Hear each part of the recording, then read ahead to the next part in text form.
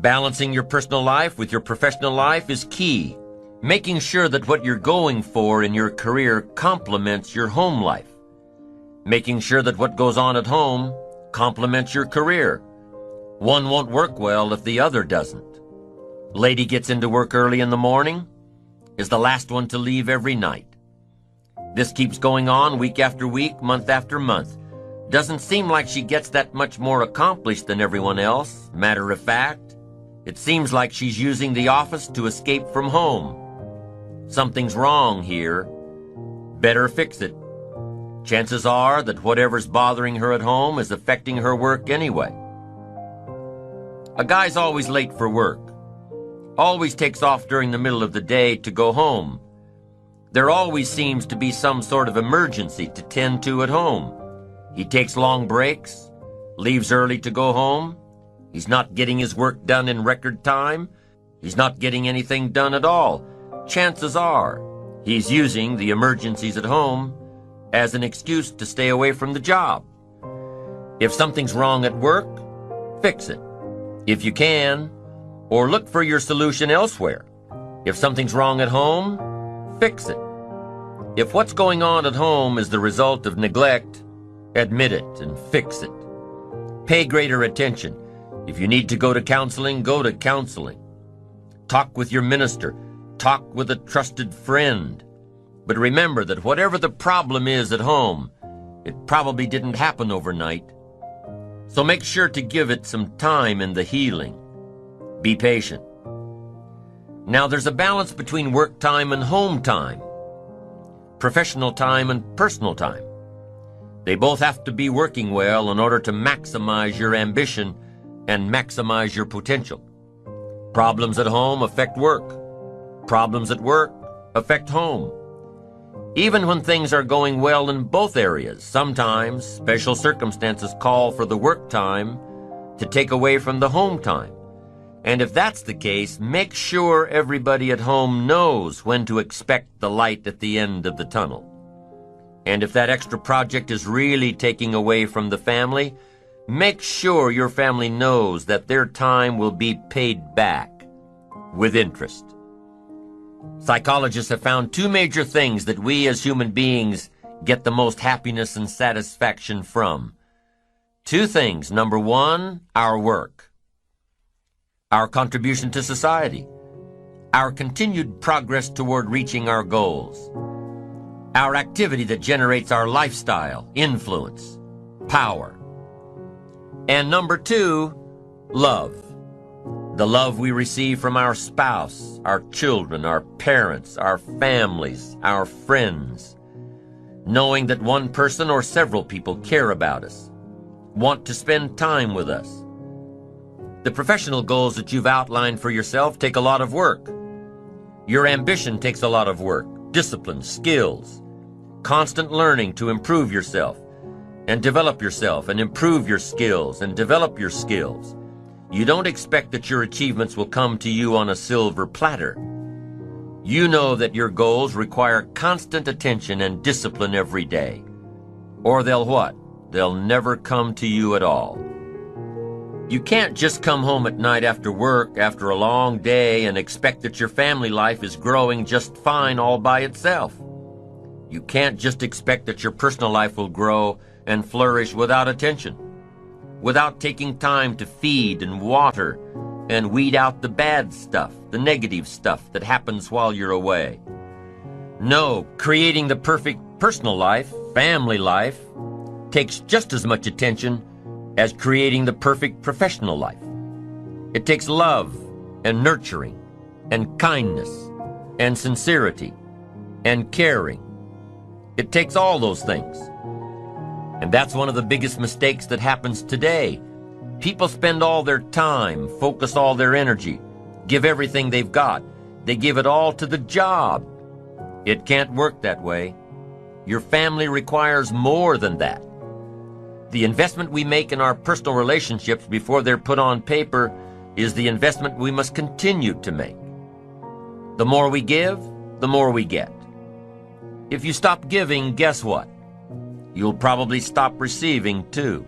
So keep your investment in relationships and family active. That's part of the good life. What good is a mansion on the hill if you've got no one to share it with? It's no good. What good is an investment portfolio worth millions if you've got no one to share it with? It's no good. What good is working so hard day after day, month after month, year after year, working until you accumulate everything you want, and in the meantime, your family left you? It's no good. It all loses its value. Life has to be balanced. Work hard, play hard. Work 6 days, take 1 day off. Work 3 months, take 1 week off. Life has to be balanced, or your lifestyle will suffer. Life without balance can cost your relationships. Life without balance can cost your health. Life without balance can cost your spirituality. Life without balance can cost your wealth. Work on a balanced life. Work on balanced ambitions. If you're a believer, don't neglect it. Study and practice if you're a believer in spirituality. Nourish, study, and practice the art of spirituality. Now, I'm not asking you to be a believer, but I'm asking that if you are a believer, do not neglect that part of your future. Study and practice as diligently as you study and practice ambition and parenting and skills and success in the marketplace. Faith helps sustain ambition. Here's what else plays an important role in your ambition: your physical side, your health. And here's some of the best advice I've got on the physical side. Ancient scripture says, treat your body like a temple. Excellent advice. Treat your body like a temple, meaning something you'd take extremely good care of. A temple, not a woodshed. No, a temple. And here's why. The mind and the body work together. You've got to have both functioning well. Here's one of the best ways I've come to look at it. Your body needs to be a good support system for the mind and the spirit. A good support system that can take you where you want to go, support you with strength and energy and power and vitality. Here's a major part of success: vitality. I'm telling you, some people don't do well simply because they don't feel well. Now, feeling well is a personal responsibility. By taking care of the temple, it's the only place you've got to live. Your physical body, cherish it. Ancient scripture says this: sometimes the spirit is willing, but the body is weak. See, that's a sad combination, a willing spirit and a weak body. You can't think of a much more pitiful combination. You wake up in the morning and the mind says, let's go get 'em, and the body says, I can't even get out of bed. You now have to have a conversation with your body that says, that's the last time you're going to fail me. Give me the excuse that you can't get out of bed. I'll drive you to your knees to do push-ups until you're exhausted. I've got these plans for fortune and enterprise. And there's one thing I'm going to demand: a strong, unbelievably powerful support system. From now on, I'm going to have a support system that will take me wherever I want to go. Support me with power. Support me with vitality, strength, uniqueness, zest. Anything less than that, I will not settle for. I'm telling you, you've got to take care of this physical side because it's so important. Be conscious of self, of your support system. Be conscious of self, but not self-conscious. Don't work on it too much, more than you need to. You don't have to spend 6 hours a day to have a good support system. You don't have to. 30 minutes a day, 1 hour a day, and you can have a strong, healthy body. Exercise?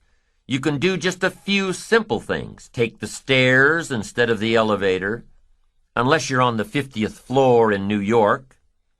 When you're looking for a parking space, don't look for the one that's right by the front door.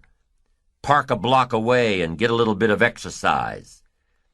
But here's the best exercise program in the world, the one that'll work for you, the one that you'll do, the program that won't bore you or hurt you.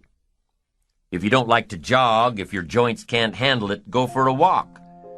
If you don't like to walk, take up swimming half a mile a few times a week.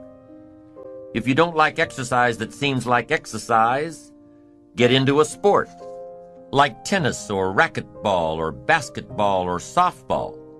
You don't have to do too much, just enough to keep your body a good support system.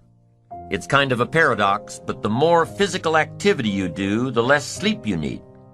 The more physical activity you do, the better your mind works. We've all heard of the runner's high. Well, it's true. 20 to 30 minutes of sustained activity starts releasing endorphins in our bloodstream. And endorphins are our body's natural secretion of morphine. No wonder they call it a runner's high. It is. Take care of the physical so that it becomes a happy support system. It'll have the muscle and the strength and the vitality to take you wherever you want to go, accomplish whatever you want to accomplish. Develop a good support system to take care of you and make all of your dreams come true. Because you've got to have the physical. Okay, and here's what else you need to pay attention to in the physical. Those things that could hurt you, like overeating and smoking and too much alcohol. These things can destroy your temple just as surely as pure neglect. Now, a fine glass of wine with dinner is one of the joys of life, lifestyle, but drinking too much too often will tear down your temple. And it'll do more than that. Drinking too much at business dinners or social dinners will end up alienating you from the professionals who know their limits. Make sure you know your limits. A fine glass of wine, yes. A bottle of wine, probably not. Know your limits. Pay attention to your behavior in the marketplace, lest it cost you more than you'd like to pay. It's all about balance in life. If you're giving too much at work, pay it back to your family with interest. Balance. It's important. If you don't have balance, you have what? You'll end up paying too high a price, sacrificing your family for your work, being careful with your clients and careless with your children. Without balance, there's a price to pay, and we must all pay the price, and sometimes the price is just too high. So evaluate the price before you begin. What must I give up to achieve this goal? What must I become? Evaluate it all.